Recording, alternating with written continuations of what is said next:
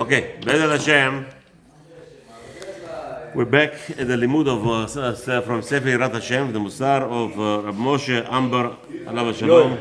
He's talking. So Bezat Hashem, today is the 13th already, a day before Yom Tov of Sukkot, 13th of the month of Tishri. Tuesday, the third day of the week of Parashat Shabbat, Shabbat Chol HaMoed Sukkot, Bezat Hashem.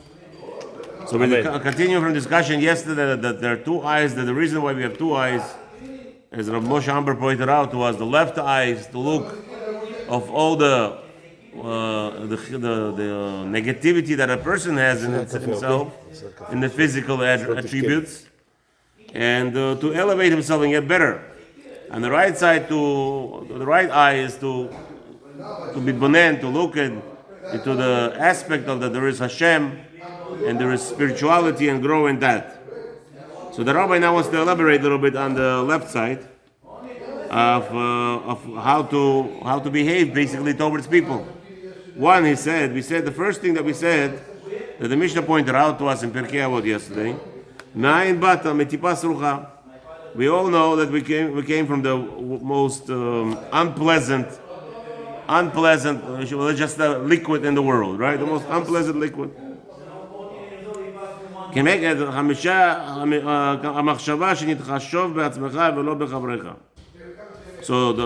point of why we're pointing out to a person, before you become a hoary person, before you could think that you're better than the next guy, think where you came from. You came from nowhere, from that little drop, the most unpleasant drop in the world. So to teach you that you're not better than that person next to you. Second reason, second thing the person should always look at, where does a person go in the end? So you came from nothing, from that little most unpleasant drop, and now the question is, what's going to end up with you? You're going to end up in the grave like everybody else, a rich guy or a poor guy.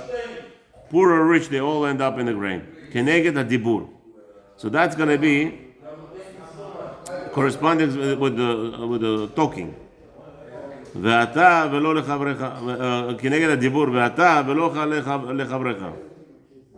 Again, all this is talking about you. A person should pay attention on himself, where he's going to end up, right? Don't say, oh, he's going to be in the grave also with me, so let me misbehave now. No. You should know that the holiness and all the height that you elevated yourself, in the end, everybody ends up 6 feet under. And then a person should. So he says like this, right? That in the end, who are you going to be giving accounting in front of? In front of Hashem. So that is all your deeds. So again. So he said, one, what you're thinking about. Two, that you're thinking of hoary, but remember, you came out of nothing. Two, you're going to end up in the grave, so what are you talking yourself? Everybody respect me. What's respecting you? Everybody's the same. How can you demand such a thing? And three is, how are you in behavior? It doesn't matter how a person is rich or poor. There is no justification doing evil. A person says, I'm stealing so I could live. So I could eat. I need to eat, otherwise I'm going to die. So you're justified in stealing? And it's not his fault, it's actually brainwashing from all these movies. All these movies that are in the world today, they're brainwashing people. How did adultery start? You know, if a woman who did adultery in the 60s, 50s, she would actually be put arrested. A man committing an adultery in the early 1900s would be arrested. You know that, right? In America, I'm talking about. Zor. Hello. No way. Yes. Gay was arrested in 1950s and 60s, 70s in America. Anybody did this kind of behavior, they were arrested. Pornography was arrested. But that's not the only type of adultery. Habibi, pornography was arrested. Anybody did pornography? Habibi, America had laws before. Okay? That's crazy. Now what happened? How did they do this all? How did they accomplish that it's a mitzvah for a woman, a married woman, to sleep with another man? Today, In America, it's a mitzvah. If a woman is married and she's not cheating on her husband, something's wrong. מה אתה מדבר? איפה זה כתב? You understand what's going on today in America? איפה ראית את זה? How did they allow this? In the olden days, a judge would punish a man and a woman who cheated on a married woman. All of a sudden today, you go in front of the judge, you just mentioned that she cheated on her husband. The judge gives her a check, she's a good woman. How did this happen? אתה רציני? איפה זה כתוב? How did this all happen in America? I tell you how it happened. In 1970s, they decided to make pornography a legal thing. Even though it went through Congress, there was fights. They were arresting the actors. So what did they do? They made it into art. All this pornography, all this movies, all this cheating on your husband, it's art. It's a form of expression. She wants to cheat on her husband. It's a freedom of choice. It's a First Amendment. She wants to express herself. So how is she expressing herself? Cheating on her husband. So they started making movies. Still didn't work. That argument didn't go nowhere. So what did they do? This Rashaim. They start making movies. What movies? A man beating up his wife. And now, not just he's beating up his wife, she would be pregnant. In most of the movies, she would be pregnant. And he would be wild to her. And she needed somebody to be comforting her. And she started cheating on her husband. And they made movie after movie after movie after movie after movie. And now it's a mitzvah for a woman that is married to cheat on her husband. This is how you brainwash a society, what they did. It's all about masim. So now you're going to say, a person say, I grew up. Imagine yourself today. A second, please. Baruch atah Adonai Eloheinu haolam shehakol niyeh b'gron. Amen. Thank you, Rabbi. You just brought me coffee, Baruch Hashem. Thank you. I said, let me finish. Tell me. So the question is now, you have a boy who grows up. Where is he growing up?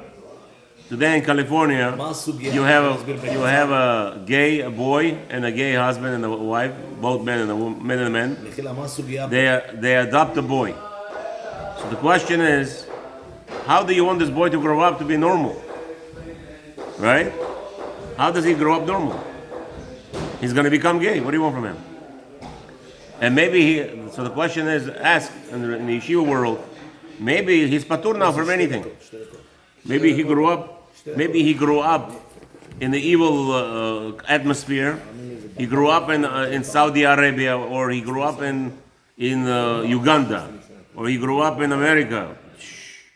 Somebody grew up in America. The question is, people think that I'm forced to do bad things, I will be exempt in Hashem's eyes. There is no such a thing. Each person, lefi ma'asav, each person, what he has to know. There's no. The Gemara says over there, somebody grew up murdering people. לא, מישהו נולד וגדל, זה מותר להרוג people. There is such a concept. זה בגמרא או מה זה? זה, the Gemara brings down, מסכת מכות. You finished מסכת מכות, right? לא זוכר. דף זין עמוד ב'. תגיד את זה בעברית, אני לא מבין. Give me Gemara, I'll tell you in a second. לא, אבל מה?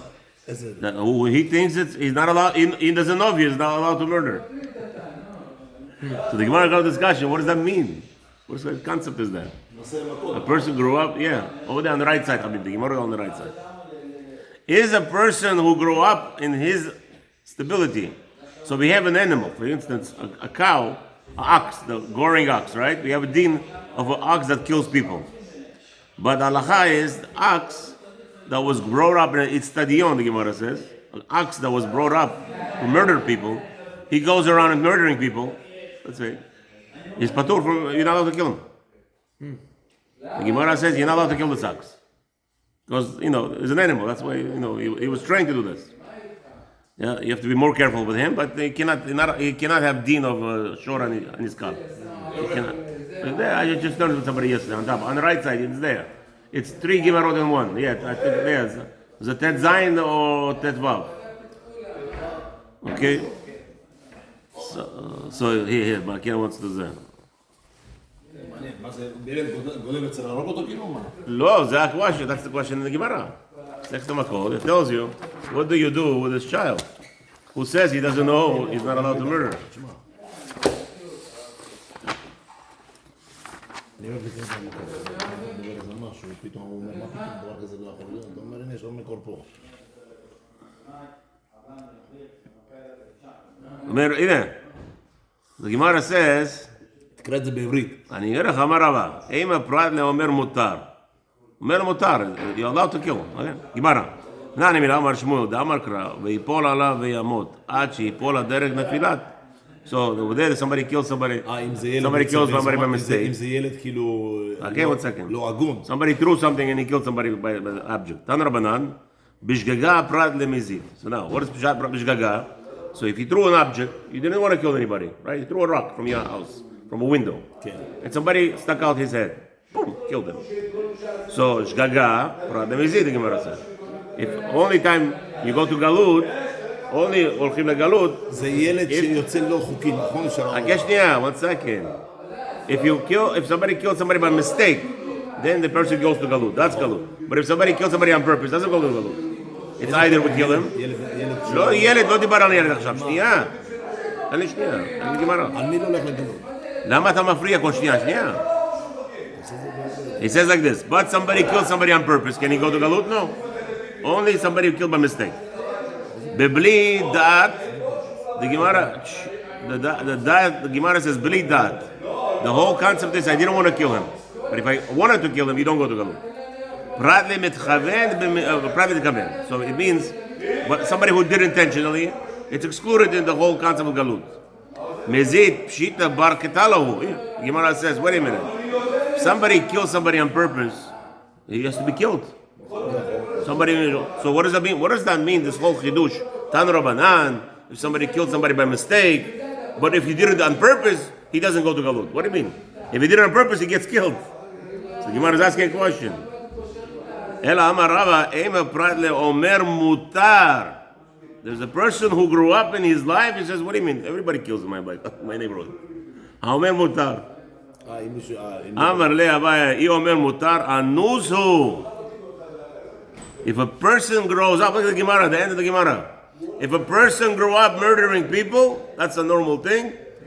It's not that he's mutar or patur. He's anuz. He's a majnun. Like the animal. He's like an animal, like an ox over there. A majnun. But over here we're talking about. So now let's say, for instance, cannibals. I don't know how cannibals, this whole concept doesn't make sense to me, right? They eat people. Yeah, how they, so that, why don't they eat each other? I don't understand this. They don't eat each other while they're alive. They kill alive people from somewhere else. That's what they say. I don't know what that means. But I think cannibal, actually, I think it's a fake. I think it's a whole fake concept, is that they eat dead people only. I think that's what cannibal is. They don't kill each other, because that doesn't make sense. Why kill somebody who's alive? They only kill, I think that's what I heard. The whole thing is, again, there's a lot of brainwashing going on, as we said. There's a lot of brainwashing in this world.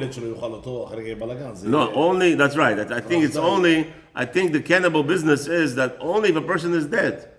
That, as we see in the Shoah, in the time of the Holocaust, there were stories that they had questions. Can I eat? The person is in the forest with a dead body of a human being. You need protein. Can eat nothing else? If I can eat, and there's a lot of halachot about it. Right? To sustain himself, he was allowed to in many cases. So here, lechoira, you see such a concept that there is. But we here talking about here, how do we get here? The Rabbi says, Rabbi Amram is talking about that we have an obligation in our lifetime. That says, what's the reason? He's explaining, you were in the purpose of 2 eyes. Why we need 2 eyes? Ayin echad maspeak, number 2. Why you need 2? So he's telling you, one, to look at the Ashpelot, to see where you need to get better, physical. And the right one, okay. Yeah, and the right one is not one to do the other. The right side is to look at to be bitbonen who Hashem is, the spirituality. So the Rabbi is now discussing there's 3 elements of machshava that a person has to, the 3 corresponding in the Mishnah against the machshava, that you have to have proper thought in all your what your life is. Then you have the proper dibur. And then the third thing is the maaseh. So I was trying to tell you, I'm trying to learn a way that the person who who is thinking that he grew up in Uganda, that robbing, stealing is a normal thing, but you see they don't steal and then don't run from let's say a leader of the clan, let's say, right? So if somebody steals from a leader of a clan, all of a sudden now the haram by the thieves. That's the code of the thieves. You don't steal from the boss. What do you mean? But from everybody else, you're allowed to steal. From the mafia boss, you're not allowed to steal. So he has that element. He has this concept that there is some limitations. If a child grew up like this ox, does the ox have a difference to kill this master or to kill that master? He kills any man that comes close to him. No. Oh, that's called anus. But if a person has some backup, let's say, like right now, the question about these boys that growing up in a gay house in California, a father and a mother, both gays. How does he become normal? Is he patur or maybe he's chayav? So we say no, he's chayav 100% if he becomes a gay. They are for sure guilty. But if he becomes gay, he was 100% chayav. Why? Because in his neighborhood, down the block, there's a mother and a father, normal people in the family. He goes to school and he sees a father and a mother picking up a child. Yeah. So he has that already in his mind. HaKadosh Baruch Hu is not alman. Am Israel or Jewish world is not almanim. We're not widows. We're orphans. We're not orphans. There is always a surrounding. That's what the rabbi is trying to impress here. There is always surrounding that's going to tell you what the reality is. So if a person doesn't want to care, that's a different story. Have a wonderful day.